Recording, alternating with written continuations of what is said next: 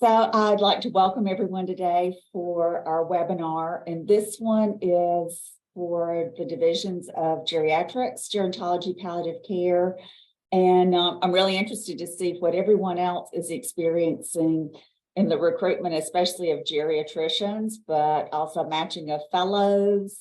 So I think I'd like to just start out, going around the room and let everybody introduce themselves. Again, I'm Nancy Masucci. I'm from the University of Alabama at Birmingham. I'm the division administrator for general internal medicine, as well as gerontology, geriatrics, and palliative care. So, Chris, we'll just go to you. You're to my left. Hey everyone, I'm Chris Williamson. Also am at the University of Alabama at Birmingham, and I work with Nancy in the division of geriatrics, gerontology, and palliative care. I think I said that wrong, which I do about every third or fourth time. But I'm a business officer managing the HR function for the division. Jeff, you want to go next? Sure. My name is Jeff Becker. I'm from the University of Cincinnati. I'm the director of finance for our department, and I'm also currently your AIM president. We do not have a broken out division for geriatrics, so I'm just here to listen and learn. So do you have a geriatric section in any shape, form, or fashion? Not really, which is probably surprising, but yeah, we don't. And how about palliative care? Palliative care we do, yes. It's funny how those divisions can or those sections can fit different places at different institutions. Different yeah. Yeah. Joanne, how about you? So, Joanne Alonso, University of Miami, Department Administrator for Geriatrics and Palliative Medicine. Yeah, that's it. Francis? I am with the University of Miami. I'm a senior division administrator, Francisca Stel Vicente, and general internal medicine, geriatrics, and palliative medicine, and internal medicine, pediatrics. Oh, okay. You've got a big group here. Well, Joanne's my supervisor. She's an author too. To piggyback on what Francis said, I also oversee those other divisions, but for purposes of this meeting, Okay. I just reference geriatrics and palliative. All right. Frederica, can you tell us about yourself? Yeah, my name is Frederica Jackson. I am the practice supervisor for the UVM Medical Center, University of Vermont Medical Center, Department of Internal Medicine and Geriatrics. Oh, okay, great. Glad you joined us. How about Francis?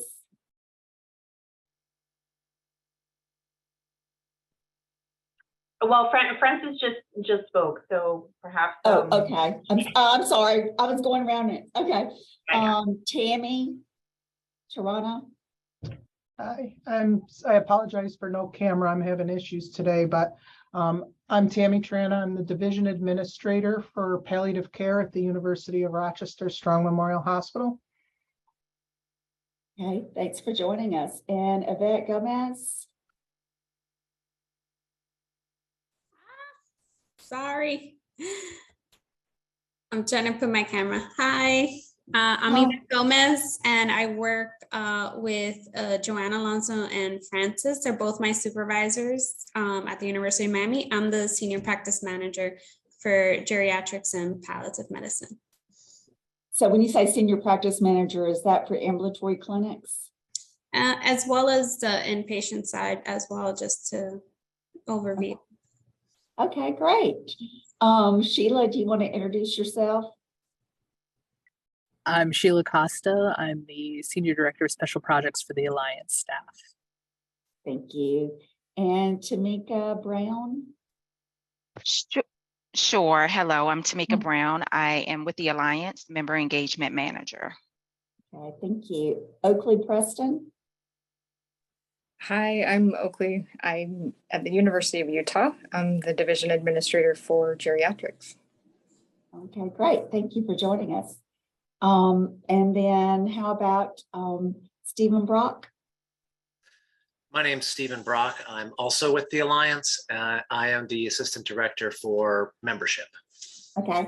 And Julianne Whitebread? Hi, yes, I'm Julianne Whitebread. I'm the division administrator at the University of Florida for the Division of Geriatric Medicine. Okay, good. Did I miss anyone? The boxes move and I can't keep up with them. Hi, I'm Jennifer Gross, IU Health in Indiana, Geriatric Service Line Administrator. Okay, great. Thank you. And I think Ellie Young just joined us. You'd like to introduce yourself and tell us where you're from and your division? Sure. My name is Ellie. I'm from University of Cincinnati Health, and I am in cardiology. Oh, okay, good. Well, thank you for joining us. So I'm glad everybody could join us today. I know when we're at the conference, one of our favorite things is the breakout session so that we can all kind of just talk about challenges we have or successes or what's going on in the world of geriatrics and palliative care. So it's nice to be able to see people in a different venue and without some of the other things that are going on. So I don't know if anyone has any like burning platform thing you wanted to talk about, but I'll kick it off with the struggle that we're having is recruiting geriatric physicians. And I wonder if you guys are having the same situations and what methods have you used to try and recruit? We even went with a search firm for a short time and then just have kind of put that on hold right now. We have a new division director started today. So we've been 18 months with an interim. So the new division director is here. He is a geriatrician. He came from Mount Sinai. But at the same time, we've got a new division director who's a geriatrician. We have also got notice from 2 of our geriatricians that they're leaving the institution. So, it's like you add 1, lose 2. So we're not gaining ground. And I've been in the division, I don't know, maybe almost 10 years. And in the time that I've been here, we've just had a lot of turnover with our geriatricians going to other institutions. Some have retired, and we just haven't been able to backfill. So I'm kind of curious to see where you guys are in that same situation. Is it easier to recruit in Miami or not? So, well, our situation, I think, is a little bit more complicated in that our fiscal year starts every June. And in our current fiscal year, we did include 2 additional TBAs for geriatricians, but then right before the fiscal year started, the school decided to X a plethora of TBAs across the board, and unfortunately, our 2 TBAs were affected. But in the interim, when we still had the idea that we were going to recruit, we did try to do just that. We did involve a search firm, but we did encounter also difficulties in searching for experienced geriatricians. We did have, I believe, 2 candidates that were just fairly fresh out of school, and they were being taken into consideration given our very limited group of candidates. So, but yeah, it has been a challenge specifically for geriatricians. We have our chief who oversees both service lines. He is the only geriatrician that we have. Oh. Yeah, and for some time. So it has been quite a challenge. Yeah. So anybody else want to chime in on where you're standing trying to recruit geriatricians? We seem to have much better success with palliative care physicians. And I think part of that may be due to the fact that we're able to match for our fellowship. So pretty consistently, we've got 4 slots for palliative fellows and we match. And so most of our recruitment has come from there. Unfortunately for geriatrics, we've not matched through the match in several years. And so we've gone outside the match and had 1 fellow we've had 1 fellow a year for about the last 3 years, and we went 2 years with no fellow at all. And this year we didn't match anybody yesterday. So the fellow we have now is from a community hospital. So he'll do his geriatrics fellowship and then go back to his community hospital. So we don't seem to have the pipeline for geriatrics because we don't have the fellows coming in. I'm curious, I know just looking at the statistics yesterday from the match, there were only about half of the programs in geriatrics matched, and the volume is just not there. So I'm wondering how you guys are doing with your fellowships. That was going to be my experience to share, is that the pipeline doesn't seem to be as fruitful as it had in years past. Do you have a sense of what it is? I know a lot of our physicians will say it's the compensation is not as good as other specialties, so fewer people going in to the field. I think not having the fellows is a good indicator of people are just not drawn to the field. Yeah, compensation is a big issue. Yeah, I can tell you from a palliative care perspective, last year we did have a fellow that was in line to be our newest recruit, and last minute decided to not accept our offer after a lot of back and forth negotiations, because a private institution just offered them so much more. So that was a little heartbreaking. Yeah.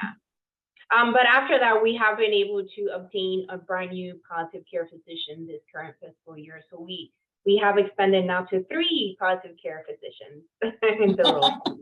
Yeah. So you're definitely building your division Yeah. for palliative care. Yeah, we're getting there. And as far as our geriatric fellows, I know that last year the feedback I got from the chief is that unfortunately he did not feel they were as qualified to extend an offer. So that was a component to that. Prior to that, I wasn't with the department to know the history of with previous fellows, but at least for last year, that was the issue. Yeah, I know for us, the last time we had a geriatrics fellow that came in through the match, they'd come through our medical school, our residency program, and they stayed, but it was so hard to put a job together. I mean, she was at the nursing home. She had a medical director contract. She was doing an osteoporosis clinic because that was another interest of hers. And it was like cobbling together all these pieces to get a decent salary. And also, not knowing from year to year, how much it was going to go up or down based on funds flow and the work RVU reimbursement. So she ended up going to work for Blue Cross Blue Shield, who's the major insurance company in the state of Alabama. And, it was a huge pay increase, and you don't have to worry about, am I going to have a gap in funding, or am I going to my salary going to get cut because the work RVUs are down? So, it's hard to compete. So I'm also in Florida, and had really great experience getting candidates. We've had tons of candidates. However, the same type of thing has happened where we've made offers and people are taking higher offers elsewhere. I've even had some of those graduating fellowships claiming that they were getting an offer for as much as my chief makes. So certainly can't compete with that, and had to kind of let that go. We did hire on our fellow from last year, so that was helpful, and just made a new hire now, but we are still trying to expand because we have such demand here in the area. Oh, I bet, being in Florida. So how many fellow slots do you have, Julianne, at the University of Florida? We have 2, and right now we do have 2 fellows, but as of yesterday, we actually did not match with any this year. So we're looking into seeing what else we can do and hoping that still happens, because it is very vital for our team. So do people also have their geriatricians or their palliative care physicians staff in nursing homes? So that's one of the things where we had to really cut back our presence in the nursing homes with the reduction in our geriatric faculty. We just didn't have the bandwidth. And if you're looking at where, if I need them in clinic or on the inpatient service, what do I give up? And it's the external things that seem to take the hit. And so right now, one of the faculty members who's leaving staffed our nursing home. So our new division director who starts today will be going to the nursing home, which was not our plan when we hired him, but it was like we could not find anybody else either in our division, or we even reached out to family medicine to see, you know, if they had somebody with bandwidth. And so fortunately, it's a facility that's close by our campus. And it's a kind of a smaller facility, but we also need it for our training program. So our palliative care fellows need to have a nursing home experience, and the geriatric fellows. So I know some people probably have, I mean, has anybody been successful getting, you know, recruiting people for the nursing home, or do they just do it, or do you just not do it, or how do you handle that for your program? I just hired a mid-level nurse practitioner for my nursing home. Yeah, because there is not that many geriatricians in Vermont. I actually have all the geriatricians for the state of Vermont. I have 5 of them. And yeah, and it's supposed to be 15 to cover the whole state of Vermont. So are your fellows going and being supervised or trained by the APP at the nursing home? Because that's where we've had some resistance. So funny story, we did not have a fellowship, but we were thinking about it. And then one gentleman sent us an email asking if we were thinking about getting a fellowship. So we put a package back together, and yesterday we got the fellow. We matched right away. Within 2 months, it was done. Oh my gosh. Yes, it was amazing. So you guys are actually just starting your fellowship with one fellow. So you're having to put through the whole schedule for them and everything that they're going to do. Okay. Yes. Good. Well, that's one of the things that we have at the nursing home, we have a nurse practitioner who's there. She's been there all day, 5 days a week. That's where she goes, but she's got capacity to help us in our clinic. So she's in the nursing home 4 days a week, and then she's in clinic 1 day a week. But we've had some resistance from our fellowship leaders to have the fellows taught by the APPs.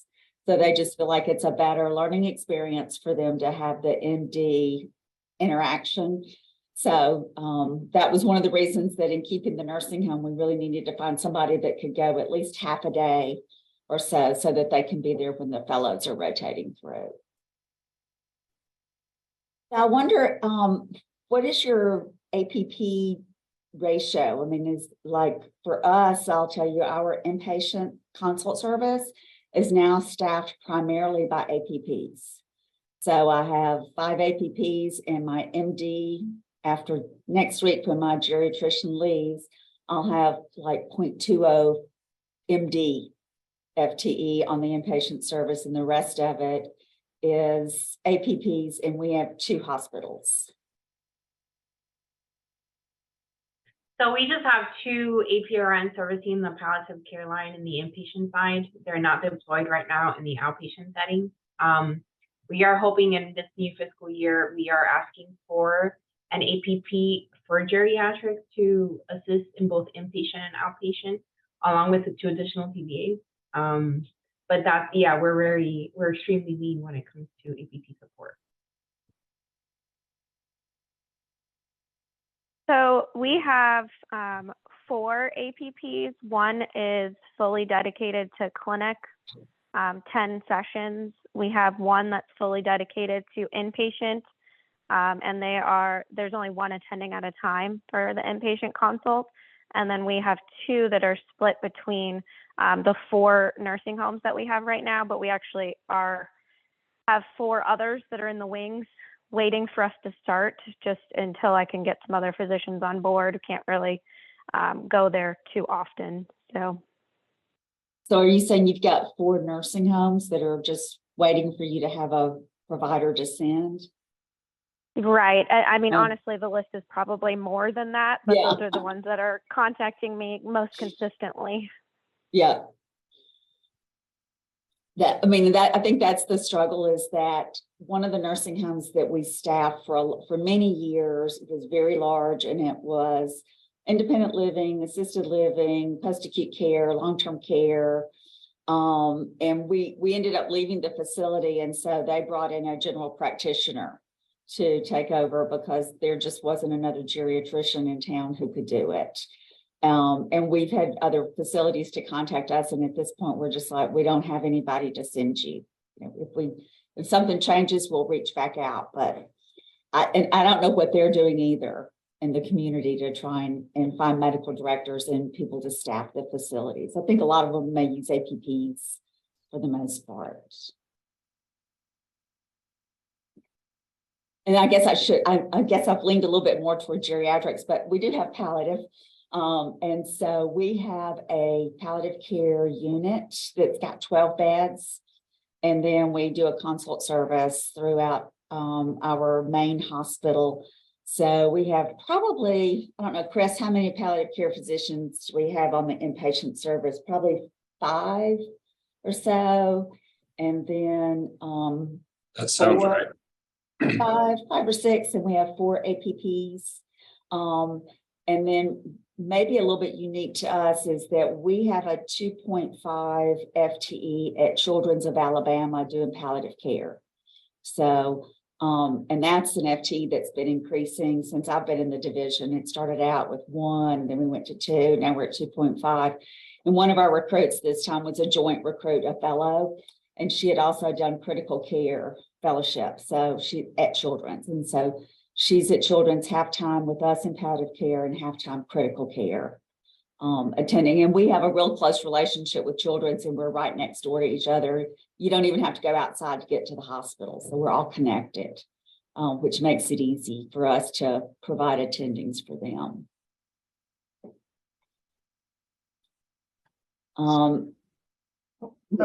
Here at the U of R, we have an inpatient unit, 12 bed as well.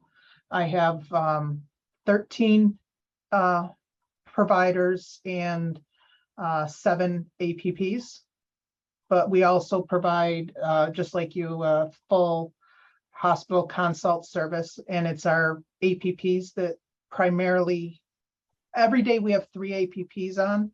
On our inpatient unit, we have basically 2 teams that handle the 12 beds, so 6 each. There's a physician and an APP to each team, and then 1 APP that's on the consult for the day. Okay. And does anybody here also have VA components to your program? Because that's another big part of our program. The Birmingham VA has a palliative care unit called Safe Harbor. So we staff that. We've got probably about 4 faculty, 1 full-time at the VA and the other one's part-time, anywhere from part-time to 3/4 time at the VA for palliative care, doing the unit and then also doing consults. On the geriatric side, we have a consult service, a falls clinic at the VA. And that'll be the one where one of the people leaving was our lead MD at the VA. So we'll be figuring out what we do from there. But again, the VA is right across the street. So it's real convenient. So a real close relationship, and especially for learners. So our fellows go to the VA, our residents go to the VA. And because I have a general internal medicine role as well, and I've been in that division for 22 years, we have a real big presence at the VA for teaching, both inpatient and clinical. I'm just curious if anybody else has a VA in their makeup. Yes, we have our VA footprint in our program, in our division. We have our a VA medical director, a program director, better said, excuse me, with the fellows and assist in that aspect. And she's a VA employee who has a voluntary faculty appointment with us. We also have other voluntary faculty members that are part of our division. It's either from a research perspective or some form of footprint that they've already had in the past, but that's really the extent that we have in our connection with the VA.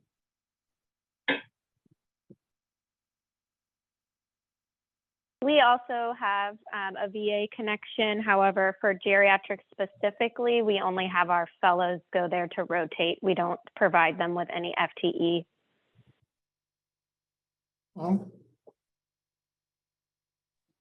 The University of Utah is correlated with the VA. We have 7 geriatricians. We have an advanced research fellowship that has also been very successful with PhD and physician PhD fellows. Mhm. And it's inpatient and outpatient, as well as a Veterans Administration nursing home. Oh, okay. So is the nursing home in the same facility or close by? It's close by. Okay. And then one thing just to add to the previous conversation, we've had the same struggles as everyone else has mentioned. We have a 3 complement program, a fellowship program. We just recently added a med geri residency. So it's a geriatric track for residency, because we're finding the same thing, not filling year after year. We filled 2 positions last year. So 1 unfilled, and then we did not fill any yesterday. So we're hoping that more exposure from the medical school as well as the residency will kind of give us a pipeline for fellows and then faculty. So do your current residents do any like interns or residents do any kind of a rotation with geriatrics? Yes, the interns are required to do, I think it's a 2-week rotation. Yeah.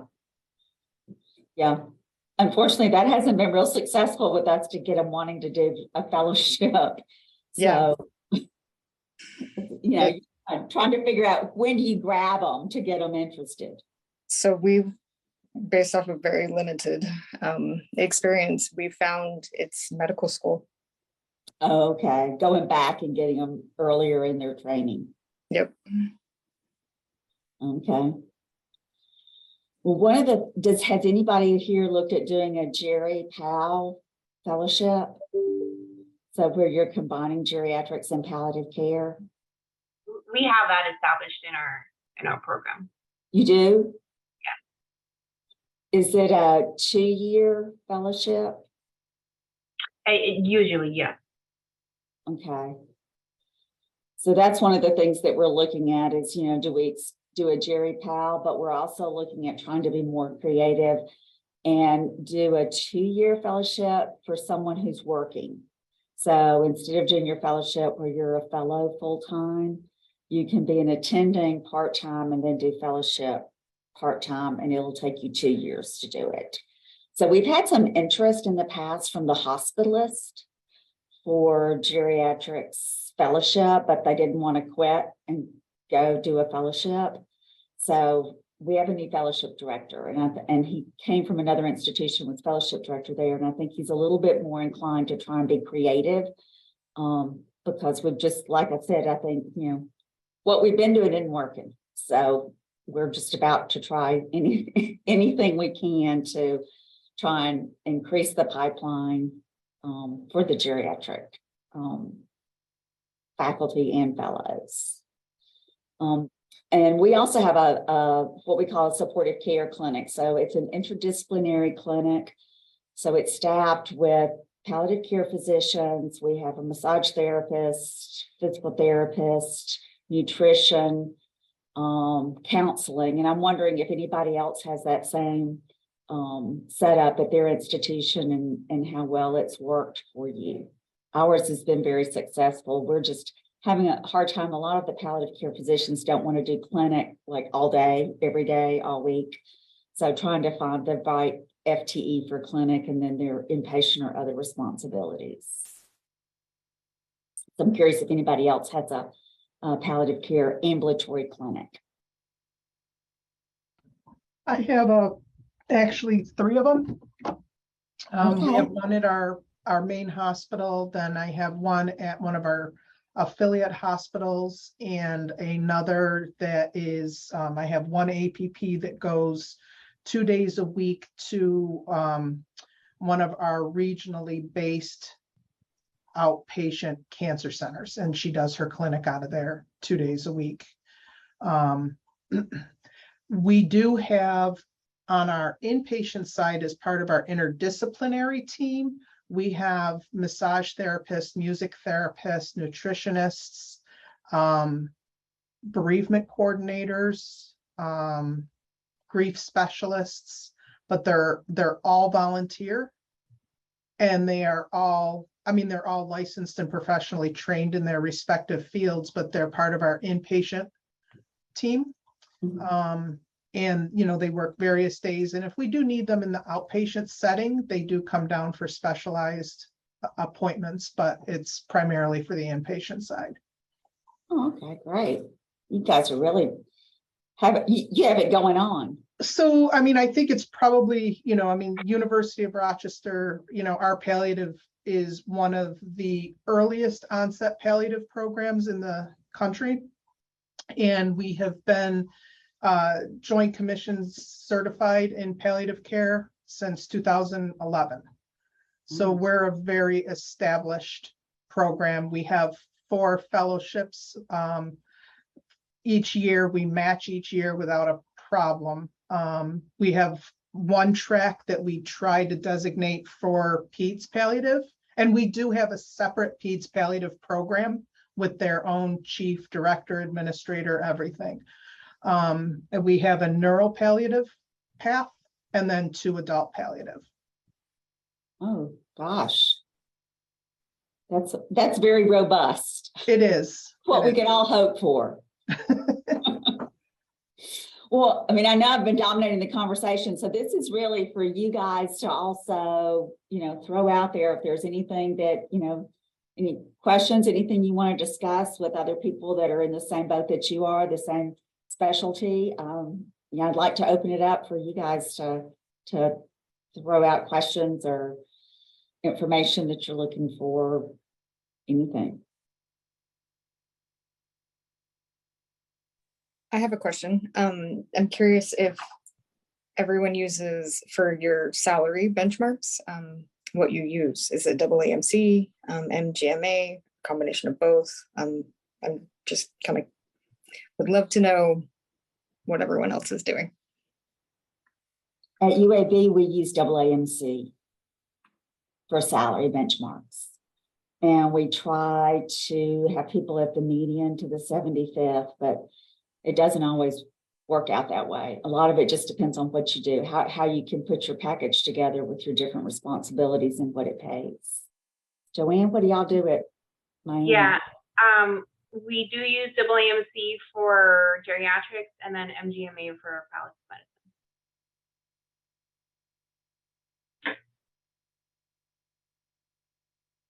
We also use AAMC for our benchmarks.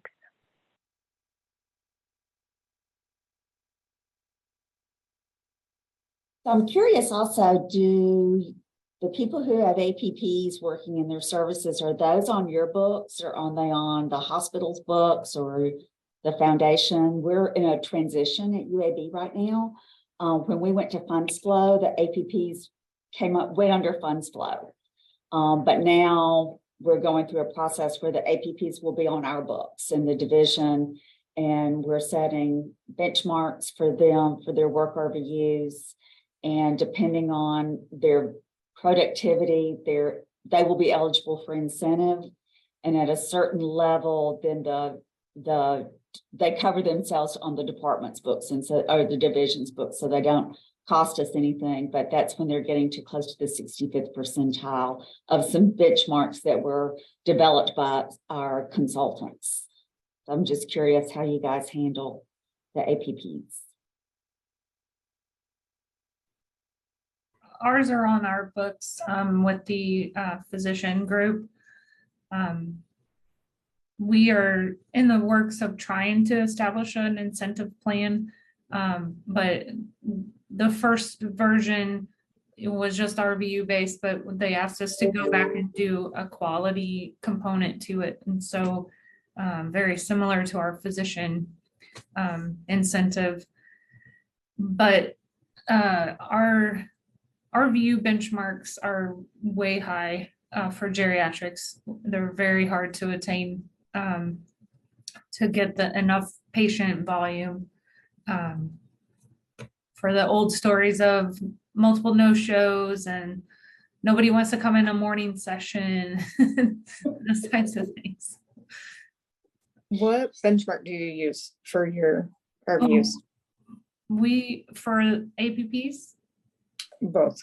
I'm for APPs, I'm actually not sure, but a double AMC for geriatrics.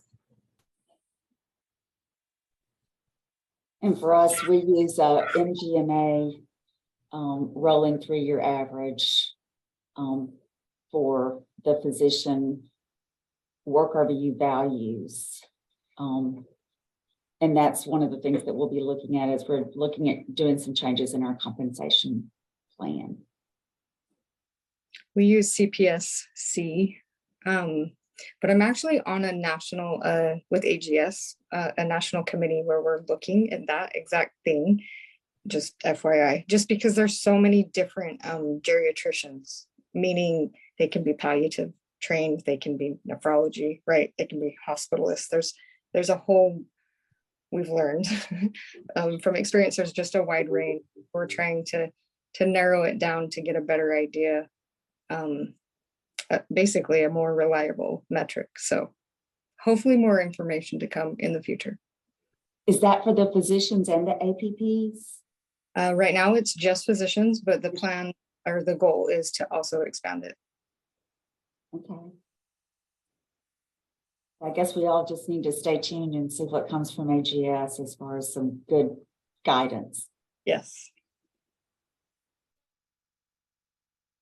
Our APPs are all paid for on the hospital side, except for one where I actually have a contract with the nursing home where they pay us back her full salary.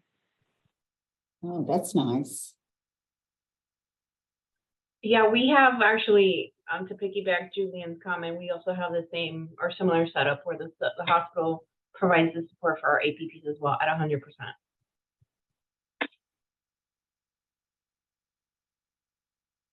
Yeah, it was always nice when they were covered by the hospital. So you kept up with their work RVUs, but you weren't quite as concerned.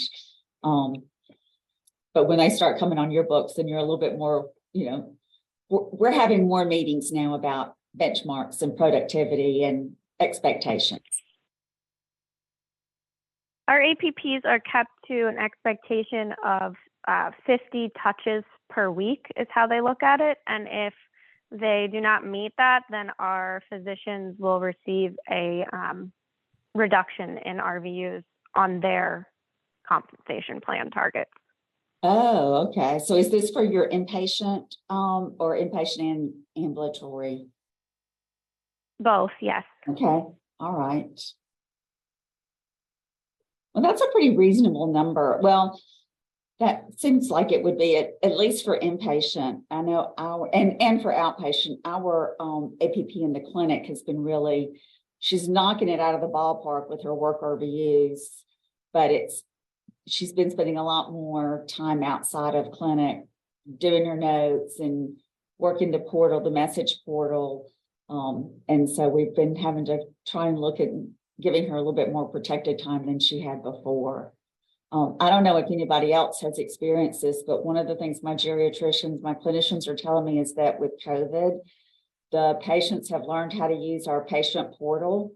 And so the messages have just exploded, which is taking a lot more time than it used to, and causing a little bit more stress and angst for the physicians and for the APP, just because you're trying to address all that stuff outside of your clinic time. I wonder if everybody else has had that same experience. Yes, it's huge. Just with the shortage of nursing and medical assistant support, the physicians are having to do a lot more of their own triage. I think 30% of the work that we do over here at the UVM Medical Center, it's messages from the portal. All nurses are very deep into it, and whatever they cannot do it, they send it to the providers, but the providers are up there to about 30% of their time is spent on messages. And that's outside of their clinic time. So they're not getting half a day or 3 days or 3.5 days a week to handle that. So Right. it's the weekends and nights and during the day between visits. Yes. Yes. But that's really what, I mean, our physicians, and especially our geriatrics physicians that are in clinic are like, this is the worst it has ever been. It's just as far as the volume goes. And, you know, we've just started working with a group at UAB that they set up in our patient access center, and it's comprised of nurses, and they are like the first line. So when a patient puts a portal message in or a patient calls, it goes to RNs. So they kind of do the first pass, and we're hoping that that's going to help cut down. And we're only a month in. So we're hoping that'll cut down on some of the messages back and forth between the providers and the nurse, and free up the providers some. But we'll see. So we have 2 nurses, one that's always on site and one that's remote, and they switch, they alternate. And they triage everything.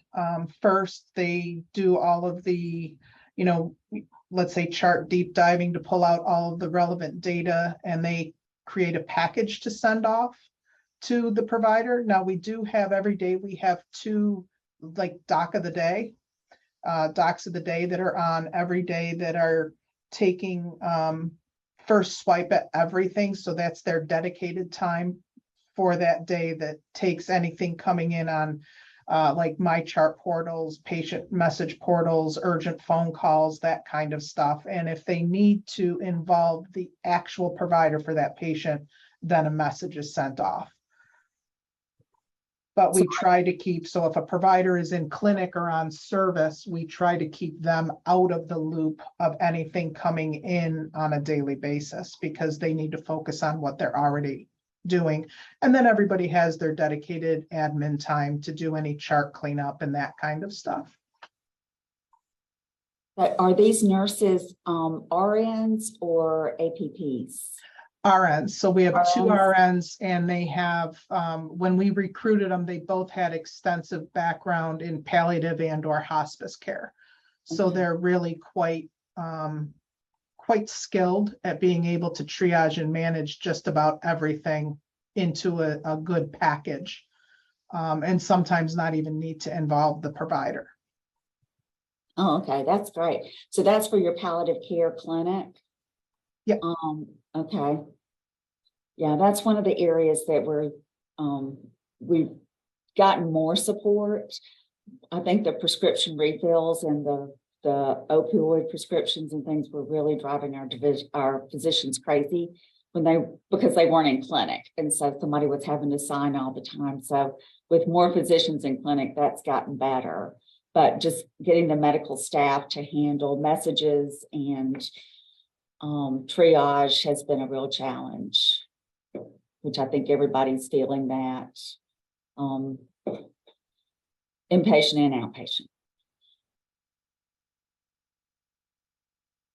We've got about 15 minutes left. Is there something, anybody have a topic that they'd like for us to touch on, or?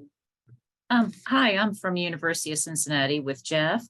And as he may have already mentioned, we don't have a geriatrics division or component within internal medicine. Rather, at UC, geriatrics is within family medicine. And I was just curious, what tends to be the prevalence among academic institutions? Is it more typical to have geriatrics and palliative care in IM or FM? At UAB, it's in internal medicine. But do you know if you guys are the minority or the majority in having it in IM versus family med? I think we're the majority. Are you? Just from my experience, but everybody else out here can weigh in. But I just, from my experience attending the Alliance, the conference every year, the people that I was meeting with were all within internal medicine. One of the things at UAB that is starting back up is our family medicine residency. We had one a long time ago and then it went away and it went to remote campuses. And so now we're trying to build it back in our own campus. And what we're hoping is to have a stronger alliance between our division and family medicine. And also hoping that we can use that as a pipeline for our fellows. I see.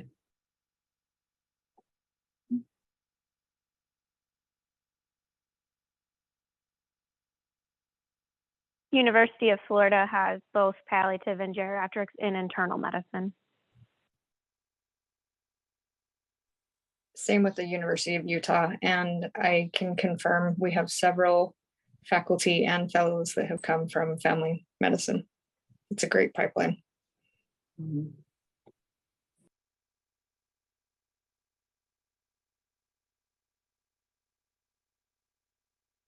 Do any of you have geriatric hospitalists that are specified as hospitalists distinct from your general hospitalist? We don't. We fortunately have one hospitalist who was in our division, so she's geriatrics trained, and she wanted to do hospital medicine, and we've tried to lure her back to the division, but not with much success.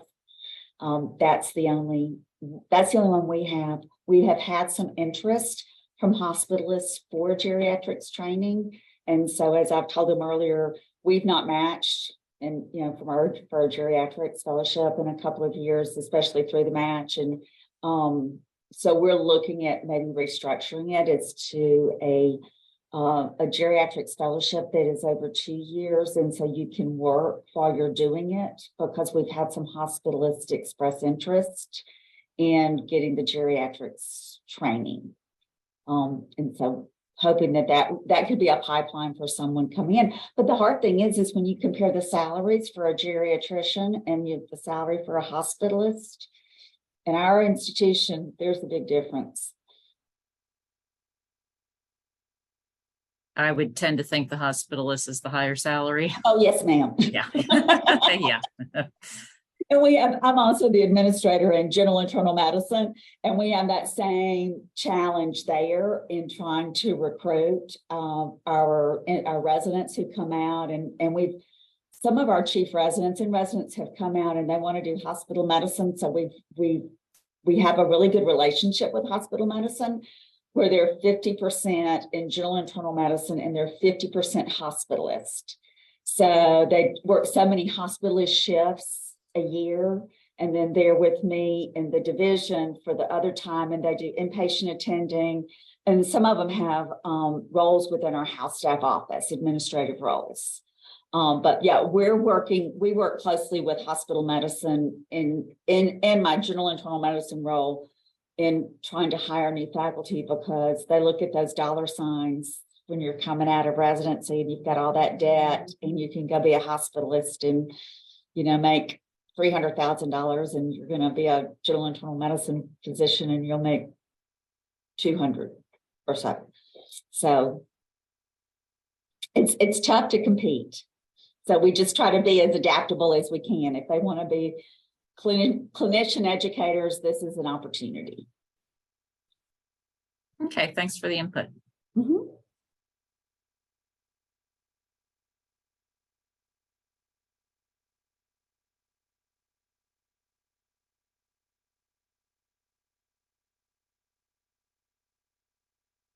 So how is everybody doing with telehealth? Are you still doing telehealth visits in your clinics? Because that's one of the things that, you know, of course, with COVID we made a quick pivot to doing telehealth, and we've continued to offer it for our patients. We still do telehealth. In fact, it's now about 65% of our visit volume. And we found that through the televisits, our no-show rate decreased from about 8 and 9% down to 4 and 5%. Because, you know, for a lot of our palliative patients, of course, ambulation is an issue. Mm-hmm. So we've taken that barrier out of the way, and it is, it's improved their quality of care because they're getting it. And we're, able to maximize our clinic availability by not having those no-shows and those wasted slots. That's great. I haven't looked at our data to see if there's been a change. I'll have to go back and look at that.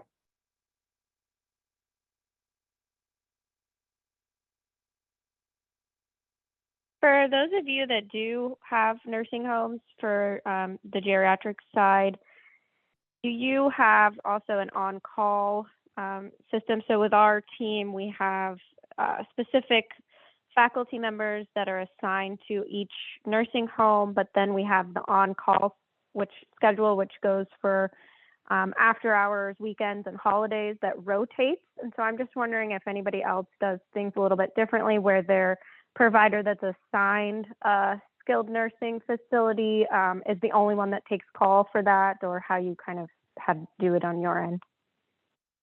What we've done at UAB is the call is part of our ambulatory clinic call rotation schedule.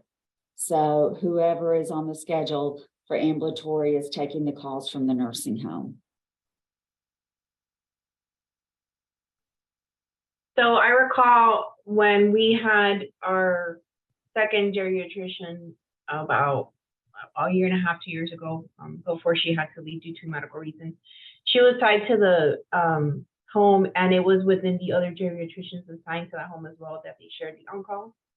I could tell you that our now one existing geriatrician that partakes in outpatient clinics, he's tied to our internal medicine on-call service line. So, the calls are shared, in other words, with our internal medicine division. But that was the setup.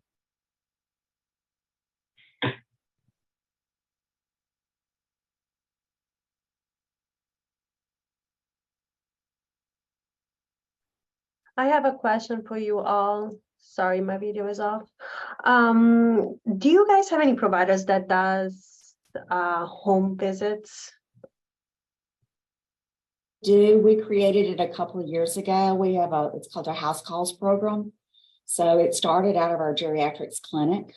And it actually started with patients who were bouncing back to the ER frequently. So that was the data set that we used to start with, is to start doing home visits on those patients to see if we could keep them out of the ER. It's grown now. So the physician who started it and was in our clinic she's a geriatrician. She now is full-time house calls, and she's got 3 APPs who work with her, and we're in Birmingham, Alabama. So they cover about a 35 to 40 mile radius around Birmingham. So it's dipping into a couple of other counties.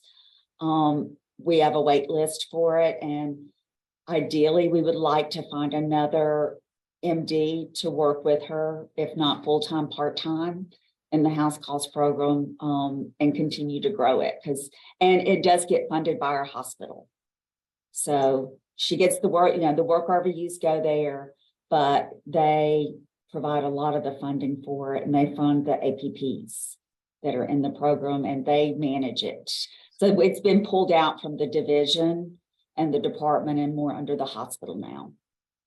Because what I'm struggling with is I have just one provider that does home visits. She's got about 11 patients once a month, 1 day a month, and she is a 0.3. So, and she's got quite a big panel of patients for the ambulatory setting, for the clinic. And whatever she does not, whenever she goes to do home visits, she's not here to see her patients. So her schedule, her follow-ups are like far, far away. Her wellness visits are 6 months from now.